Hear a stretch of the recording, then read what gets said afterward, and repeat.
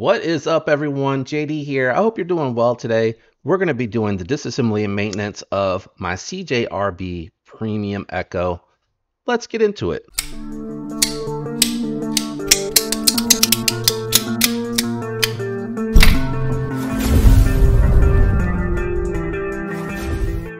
All right, as you can see, I have everything laid out on the table. What we're going to be doing today is the disassembly and maintenance, and I am going to go ahead and replace the skiffs. These do have the stamped bearings, which are fine. They're serviceable. They're going to work and feel fine for most instances.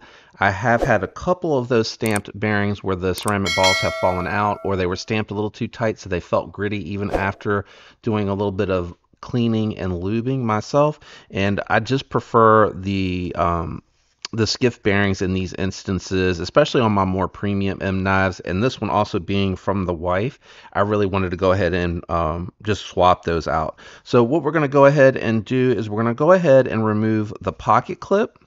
We're going to remove the inlay here because that is what I believe. Well, actually, yeah, I do believe the inlay needs to be removed, I think, in order to get access to that back barrel. It was a little bit more straightforward because it was just the 2 screws on the non-premium variant, but I'm not 100% sure on this one. So let me just check and make sure. Oh, I do recommend WeHot bits. They're linked below. I do have the circuit board cleaners linked below, and I also added this finger bit driver here recently to the links below in case you need that, because this one here looks like it is not a captive pivot. So I do recommend that you check those out, and I'll show you here in a little bit how those are being used. Unfortunately, it is still steel hardware, but I think for under $200, that's certainly understandable. From my perspective, you do get titanium everywhere else except on the hardware. So let's go ahead and remove this last inlay screw, which is a T8. So good kudos to CJRB for making it all T8 hardware. I love to see it. I'm not quite sure if it's stuck in the inlay. There we go. So we'll move that over here. We'll put the 2 on the magnet that we need to keep track of.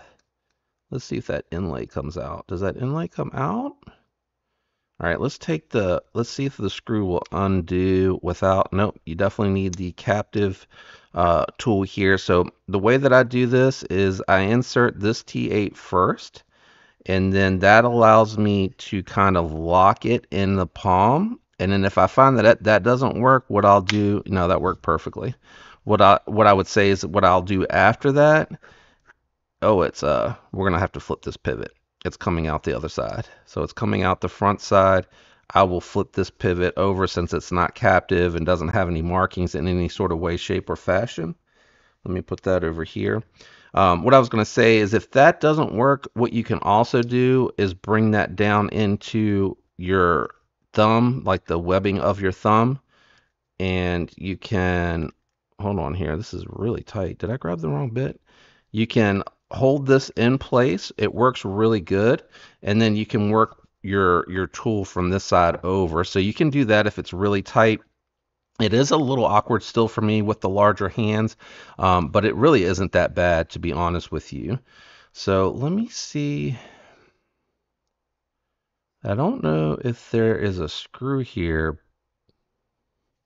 Let me try to remove the pivot, or back the pivot out a little bit.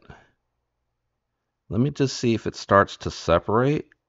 Now there's definitely a screw in here, and I'm thinking, how can I get the inlay out safely? Is it glued? There's no way it's glued. Oh.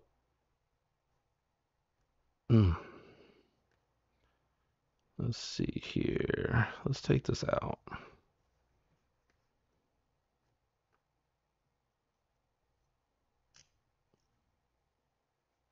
Oh man, this thing is really oiled up. Remove the spring and the barrel. Yeah, it's definitely screwed together. Let me try. I don't want to damage the carbon fiber, so let me see if I can work this out without damaging it. That is tight. Let's see.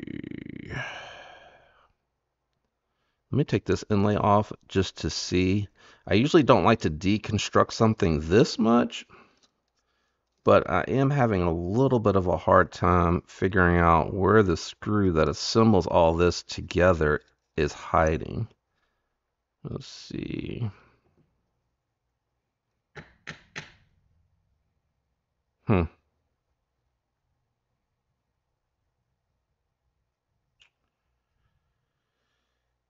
Let me see if a T6 will let me put it into the hole without damaging the carbon fiber. Is the T8 better? Yeah, it's coming out. Just be careful doing this. You don't want to damage it. It is so tight. The tolerances are so tight. All right, so you can see I have it out most of the way. Try to move this carefully. I might even say tape it off. Woo-wee, this is in here good, guys.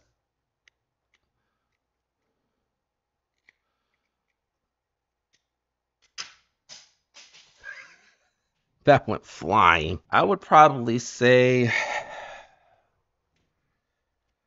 if you have like a tweezer or something really small, maybe recommend doing that. The good thing is it doesn't feel like there's any damage. The other thing I would recommend, and they do have a little bit of oil in there. I would probably say a little bit of oil in there would be a good measure to make sure that you don't lose it. I'm just putting these back on the other side here, um, so I don't have to deal with that. And these look like they are not caged bearings, so I think I'm actually going to just clean them, clean everything up, and put it all back together because they really don't need it. Truth be told, they have really good bearings, in my opinion. All right, and I'll show you how I'm going to reassemble this. Oh, it is a T6. It is a T6. Let me grab that bearing, T6 back out here. So this is a T6 on the inside. And that's fine. That's fine. I would have loved for it to be a T8, but I think the type of screws that are in there. Oh no. Is it coming out? Okay. The other side is loose. So what I'm doing is I'm trying to use the scale to lift up and create pressure. But I might have to take the other scale off and tighten it down better on the other side. Yeah. Okay. This one's going to be much more involved than the knurled version. So if you have the knurled version, it's going to be easier for you to disassemble this. All right, let's see here. What did I use? The T6? I used the T6 to lift it out. Mm. Mm. Did I scratch the carbon fiber? No. Oh, but I did. I did.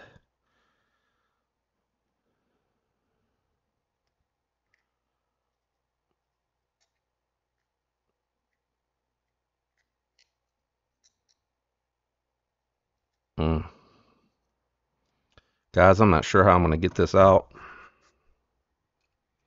I am not sure how I'm going to get this out, to be completely honest.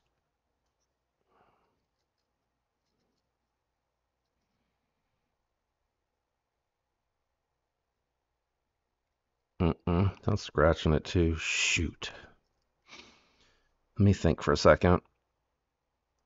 I wish there was like a little puncture hole to kind of push into it with. Let me see.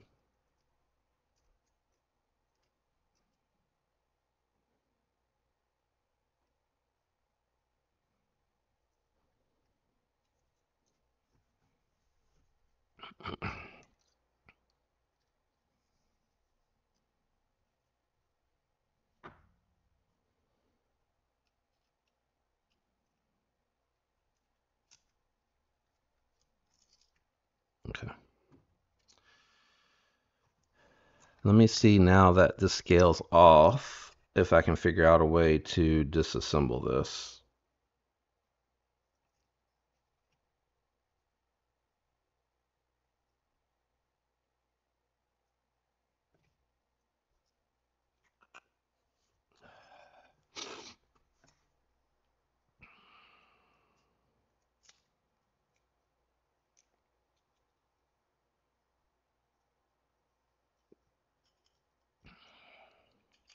Seeing if I can use this screw maybe to kind of push it without damaging the titanium. That might work. Let me see. Yeah. Okay. Well, that was interesting. Let's see if we can get this side on tighter. Okay, so it is definitely much more challenging, guys, with the inlay version to get this disassembled and reassembled. So I'm going to get this set up so I don't have this issue going forward. So first thing I'm going to do is cover up this standoff here with the cloth. I am going to squeeze down with my SOG pliers. Really firm grip so that it's not spinning and shredding it. And then I'm going to remove this screw, because this screw is the side that was down really tight. Okay. What I'm going to do now is I'm going to start it on the side that I want to keep put together. There we go. And I'm going to try. So what I would like to see from CJRB on these is I would like to see these captive, sort of like what you see on the AD20s and the Benchmades, just captive with a D shape on the actual titanium there to keep it from spinning. And you shouldn't need a ton of pressure to tighten these down, but as I hit my brim into my mic, that's what I would like to see for these. So this is the side that I do not want to reassemble. I'm going to wait until the very end to reinstall the inlays. And then, okay, so that is tight. That is tight as well. I didn't realize the way that this is constructed. So this is going to be the side that I want everything captive on. So we're going to start by putting the captive side of the pivot back in here. We're going to clean it up first. I got a bunch of crap laying out here, guys. I apologize. Oop, that magnet has my screwdriver. Got my, I had to, I think I left it on there. I'll make sure that I leave it on there, but I ended up having to use my titanium pry bar to kind of use the screw to push the inlay out. So let's clean it up. Let's go ahead and measure it, because I think some people will still want to see what size bearings to use here. But I honestly think these caged bearings are going to be just fine. It looks like it just needs to be cleaned up. All right, so this looks like a 5mm pivot. Okay.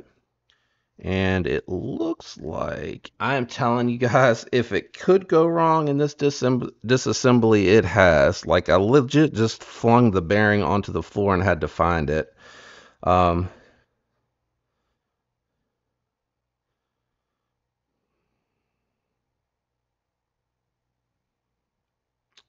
don't know. This feels a little...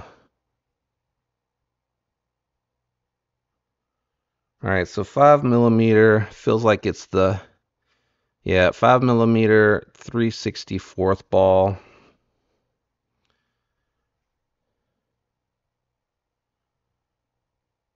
The bearing feels a little rough. And it feels like, and I don't know that I'm going to be able to get that to show up, but it feels like it got pinched or crushed on this side. So I actually am going to just go ahead and grab a set of 5mm 1/64. If yours don't feel perfectly smooth, I would recommend the same. So 5mm 3/64 ball. I have quite a few of these, so I'm just going to grab these. It looks like these were in my old Veritas. I didn't really notice a huge difference on the Veritas, so I swapped them back out. So we're going to go ahead and grab those 5mm 3/64 ball.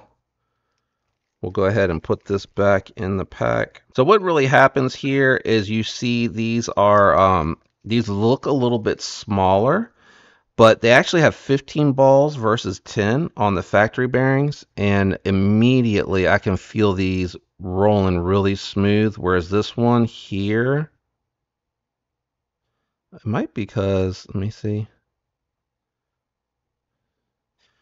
These ones here are getting hung up. So they look smaller, guys, but if you look at the center, they're 5 millimeter. They just don't go out as far. You do have the same size bearings though. So you get 10 on the plastic. I know plastic sounds bad. And then you get 15 on the ceramic. So we're going to use these. We'll set these aside. Let me grab these off of here as well. Okay. They are definitely stuck in there. Set those aside really quick. We'll clean them up here in a minute. These have like thicker grease on them for sure. And as you can see, they really greased right here along the side of the knife. So I'm just going to go ahead and repeat that. So let me go ahead and clean the blade now, so you can see what I'm talking about. They really greased where it rides along the bearing. I'm sorry, where it rides along the lock. So make sure that you oil that part up really well, because that seems to be what they do to kind of make it have that smooth action. Okay, the next thing that you're going to want to do once you set your blade aside, you're going to want to go ahead and grab your bearings, your washers, and flip those over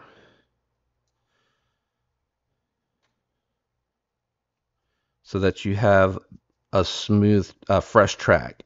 The balls, because they're a little bit different diameter, they're going to be out further on the track. You probably could do the same, but I would worry about how that's going to ride. So you have this track here that has the factory bearings on there, and actually the track looks a little wonky on that one. Grab yourself some lube, your favorite kind, whatever you like. And then on the side that has the track already on it, I would just take like a couple of drops. I would work it on, and then I would lay that down to kind of make that like suction cup. Okay. This one here as well, as you can see already, it was riding above the scales. There we go. Those little O-lights with the magnets on the back, man, they're super helpful. Super, super helpful. Well, where are you going? Do the same thing here. Track side. Just drop a little bit. Enough to kind of, oh, that was a small drop. There you go. Enough to kind of just put a little layer on there, and then there you go. Okay, so what we're going to do, because we want to be able to disassemble it from the opposite side the button is on, go ahead and clean your pivot up. Go ahead and clean the inside here just to make sure that it's nice and clean. We're going to put all fresh lube on. Same here. We'll go to the opposite side so we don't pick it up by accident. This has a little bit of grime in it. I would recommend cleaning that as well. I think they do this to prevent it from having any type of lock stick. Take your pivot, because you want to lay it down on top. Take that and insert it on the button side. Drop your lube on here to make sure you got plenty of lube so that it's running nice and smooth. If there is any tight tolerances on this one, take your lock pin and swat that over. That helps keep the blade in place. Take your first set of bearings that are going to lay on the bottom. Yeah, they're just feeling smoother than the factory bearings, guys. Work your lube in and drop that down. Okay. Now what you're going to want to do is go ahead, grab your blade. Now remember, this is going to be riding on on the downside. And remember, this side, does that look like I cleaned it? This side didn't have the lube on it. It was actually the opposite side. So you're going to want to drop this down. Oh, the stop pin. Okay. And then what you want to do is just a very small amount of lube here. You don't want to go crazy. And just kind of dab it on so that it's coated. But you don't want too much on there because that can create lock stick. So just keep that in mind. The next thing I would do too, it looks like this has a ton of lube on it. That could be also creating a little bit of lock stick the way it's kind of gritting. So go ahead and clean that off. It's nice and polished. It's a really good looking button. Clean that off as well. Should be good to go so that you don't have a ton. Take your lock bar, drop it onto the scale. I probably should have done that first, huh? And then make sure that it is protruding, and it is protruding. And the last thing that you want to do with the blade is grab your last bearing, work that lube in. Man, these bearings feel really good, guys. Nice and smooth action. Drop that on. Doesn't matter that it doesn't go to the outer surface. It's a really tight radius in there. Go ahead and drop your spring in. I'm not going to adjust it. It feels good. Actually, I lie. I am going to spring it a little bit. I would find a marker of some kind, something that you can identify to see where your spring is kind of sitting. So for me, I'm just going to mark it. For me, the spring is hitting right here. So what I want to do, I don't want to stretch it beyond that.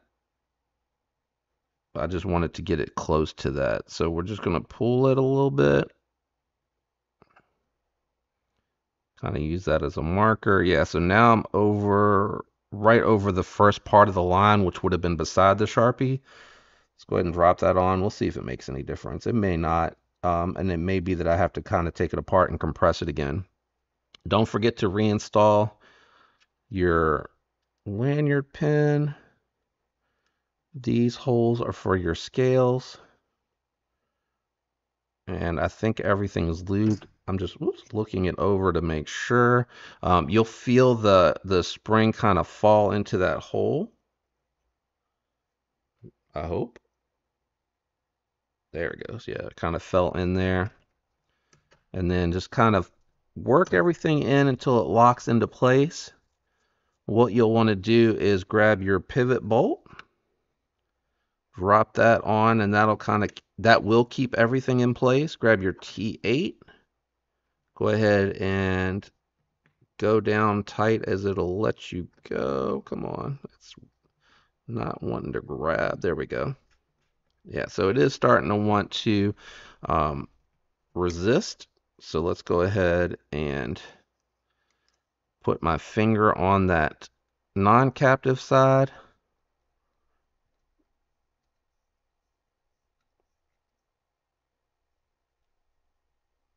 Oh, wow. Let me tighten it all the way down, guys. Nice.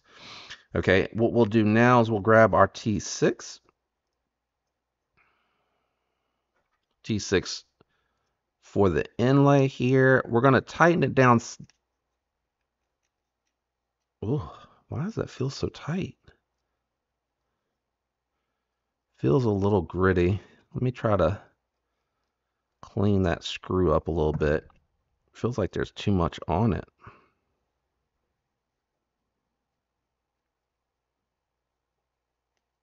Hopefully that takes anything off the threads that was on the threads.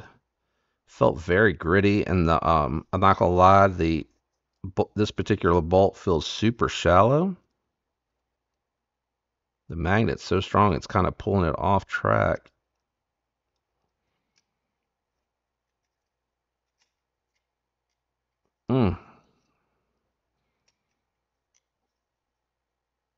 Okay, I just went medium because again, this one should be the tightest on this side because I don't want to take this side apart again. Now what we'll do is we'll go ahead and just check the action of everything before we take it apart. Okay.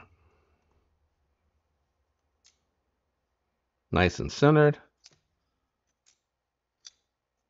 Detemp feels really good. A little loose.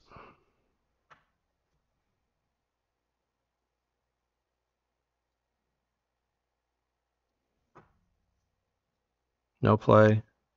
Too tight. Back it out just a little. And I think the reason that I'm able to keep this close with the fingernails because the screws over here versus the pivot. No play.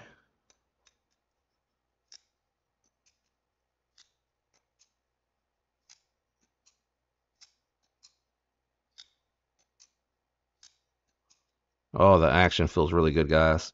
A little bit of play. So let me tighten it up just a little bit more.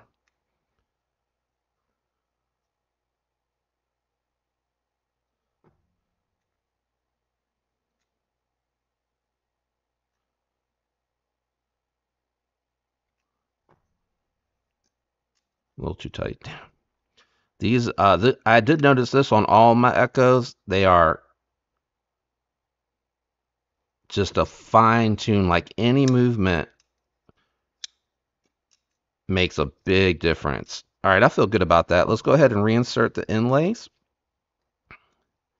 The inlays should go, oh, before I forget, the inlays should go in better now that you've taken it apart one time. It should also disassemble better. So they shouldn't stick as much. The tolerances are super tight, and I'm not mad at CJRB for that. I think what they could have done is just made like an extra hole so that you could like get to it to pop it out a little bit easier. I was like, where are my insert screws? So this one, T8 is for the show side. Really love these inlays. Don't over tighten. Remember, you are screwing this into a titanium body. So, you know, a medium amount of strength is going to be all that you need to put that in there. Once you meet resistance, don't go beyond that. Yeah, those feel good. All right, so we're going to lay this inlay back in. I'm hoping this lube, and actually I probably should just hit a little in the corners for this side because this is the side that I want to take apart. And anything that protrudes out, I should be able to wipe right off. Ooh, I didn't show y'all what I did. There you go. So I hit all around the edges there. And what I'm hoping is the next time that I go to take this apart, that it'll come apart a little bit easier.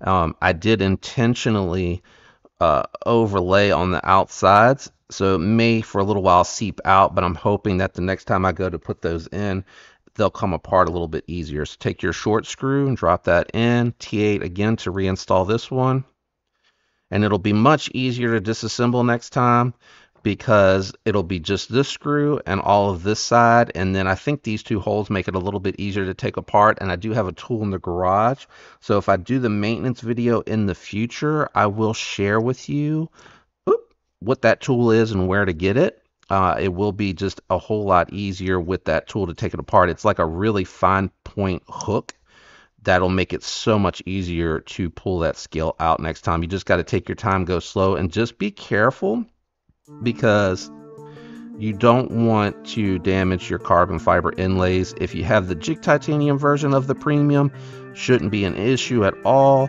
It should really come apart very easily. So looks like we are centered.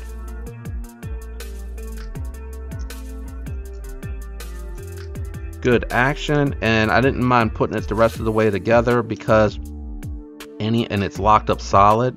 Any fine tuning will no lock rock, no side to side. What I was going to say, any fine tuning you'll be able to do with the inlays in place. So let me see. Still has a little bit of lock stick, no lock rock, no side to side play. Feels much smoother, feels very solid in the pivot. really just like this one a lot. But there you go, full of obstacles and challenges, disassembly and maintenance of the premium CJRB Ekko. Guys, I hope you got something out of this, maybe saw some things not to do that I did, or any tips, leave them down in the comments. It helps everyone that is looking at this video. Shout out to everyone out there that likes, uses the links, comments, and is subscribed. It does help the channel. I appreciate it. I love you guys. I hope you have a fantastic week, and until next time, peace.